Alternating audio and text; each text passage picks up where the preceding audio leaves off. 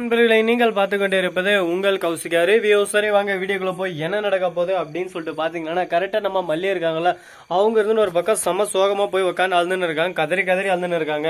ஐயோ எங்க அண்ணனை பார்க்க முடியல, எங்க அண்ணியை பார்க்க முடியல, அண்ணி பசங்களை பார்க்க முடியல, இந்த வீட்டுல நான் ஒரு அடிமையாவே ஆகிப்பட்டேன், இந்த வீட்டுல எல்லாரும் என்னை பத்தி யாருமே புரிஞ்சுக்க மாட்டேறாங்க, என் உணர்ச்சிக்கு கொஞ்சம் மரியாதையே தர மாட்டேறாங்க, என்ன ரொம்பவே அசிங்கப்படுத்துறாங்க. அப்படி இருந்த இந்த வீட்டுல இருக்கிறதுக்கு நான் ரெண்டு விஷயம் தான். ஒண்ணு வெண்பா, மறுபக்கம் நம்ம விஜய், இவங்க ரெண்டு பேர் மேல நான் உயிரே வச்சுன்னு இருக்கேன், அதனாலதான் இந்த வீட்லயே இருக்கேன்.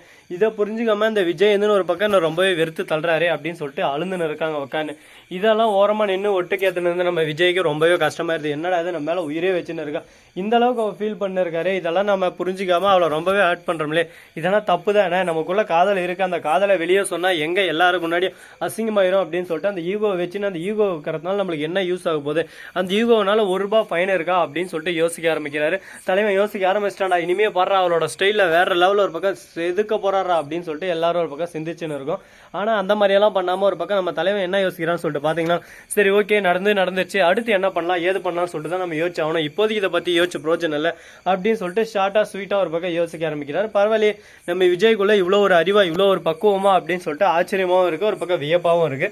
சரி இப்படியெல்லாம் ஒரு பக்கம் இருந்தாலும் அதே சமயத்துல மறுபக்கம் போயிட்டு மல்லி அழுதுன்னு இருக்காங்களா, அவங்க சமாதானப்படுத்தாங்க. பக்கம் கண்ணு அவங்க மடி மேல மல்லியை சாச்சுக்கிறாரு விஜய். சாச்சுன்னு ஒரே வார்த்தை தான் சொல்றாரு, இதோ பாத்துக்கோ, நீ எதுக்கும் கவலைப்படாத, நீ எப்பவுமே என் மனைவி தான், உன்னை நான் விவகாரத்து பண்றதா இருந்தா எப்பவும் நான் பண்ணிட்டு இருப்பேன், ஆனா உன்னை நான் பண்ணக்கூடாது, நீ என் கூடயே தான் இருக்கணும் அப்படின்னு சொல்லிட்டு ஆசையினாலதான் நான் இன்னும் உன் கூட இருக்கேன், அதை ஃபர்ஸ்ட் புரிஞ்சுக்கோ, என் பொண்ணுக்கு நல்ல ஒரு அம்மாவும் எனக்கு நல்ல ஒரு தாரமாவும் நீ இருக்க அப்படின்னு சொல்லிட்டு செய்காலே சொல்லிட்டு அந்த இடத்துல இருந்து கிளம்பிடுறாரு.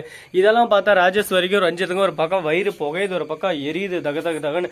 ஐயோ என்னடா இது, நம்ம எது நடக்கூடாதுன்னு நினைச்சோம்னா அதே நடந்துன்னு இருக்கே, கடவுளே இப்படியே போயின்னு இருந்தா என்ன நடக்கும் ஏது நடக்கும்னு புரியலே அப்படின்னு சொல்லிட்டு ஒரு பக்கம் வயிற்றுச்சு. இவங்க ரெண்டு பேரும் வயிற்றுலே பாவங்க, இங்க எதுனாவோ நடக்க போகுதுன்னு சொல்லிட்டு தெரியல. சரி இப்படியெல்லாம் ஒரு பக்கம் நடந்துன்னு இருக்கு. இந்த சமயத்துல மறுபக்கம் என்ன நடக்க போகுது ஏது நடக்க போகுதுன்னு சொல்லிட்டு பாத்தீங்கன்னா, கரெக்டா நம்ம விஜய் இருக்க எல்லாம் ஆபீஸ் போலாம்னு சொல்லிட்டு கிளம்புறாரு. அந்த சமயத்துல நம்ம மல்லி அட்டம் வந்துடுறாங்க. இதை பார்த்தா ராஜேஸ்வரி இருந்து ஐயோ கருமம், அபசம் முன்னாடி வந்துருச்சு, விஜய் கொஞ்ச நேரம் உட்காந்து இருந்து தண்ணி குடிச்சிட்டு போ, அந்த அபசம் முன்னாடி எதுக்கு நீ போற காரியங்கடா விளங்காது அப்படி இப்படின்னு சொல்லிட்டு திட்ட ஆரம்பிச்சிடறேன். அக்கா நீ கொஞ்சம் வாயை பொத்துறீங்களா, எனக்கு எல்லாமே தெரியும், மல்லி நீ வா அட்டம் அப்படின்னு சொல்லிட்டு அங்கிருந்து கிளம்புறாரு. இதே ஒரு பக்கம் மூக்க உடைச்ச மாதிரி இருக்கு நம்ம ராஜேஸ்வரிக்கு. என்னடா இது நம்மளுக்கு மூக்க யூஸ் பண்ணிட்டானே, இப்ப என்ன பண்றது ஒன்றும் புரியலையே அப்படின்னு சொல்லிட்டு குழப்பத்துல குழம்பி போயிட்டு சோகத்திலையும் வேதனையிலும் ஒரு பக்கம் இருக்காங்க. அது மட்டும் இல்லாமல் இன்னும் நிறைய பிரச்சனைலாம் போயின்னு இருக்கேன். அது மட்டும் இல்லாமல் வண்டி ஓட்டும் போது ரொம்பவே பொறுமை பண்ணுங்க.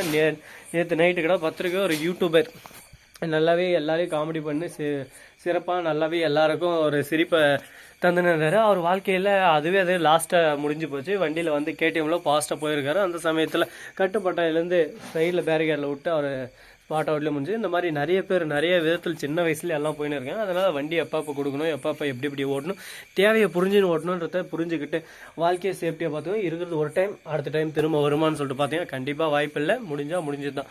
ஸோ நண்பர்களே இந்த வீடியோ பிடிச்சிருந்தா லைக் பண்ணுங்கள், கமெண்ட் பண்ணுங்கள், ஷேர் பண்ணுங்கள், டிண்டிங் பெல்லை தட்டி விட்டு போங்க. அப்போ தான் நான் போகிற அடுத்தடுத்த வீடியோ உங்களுக்கு உடனுக்குடன் நோட்டிஃபிகேஷனில் வந்து கொண்டே இருக்கும். மிக்க நன்றி, தேங்க்ஸ் ஃபார் வாட்சிங், டாடா, செய்யும், நன்றி, வணக்கம், அந்த நம்பருக்கு தருக.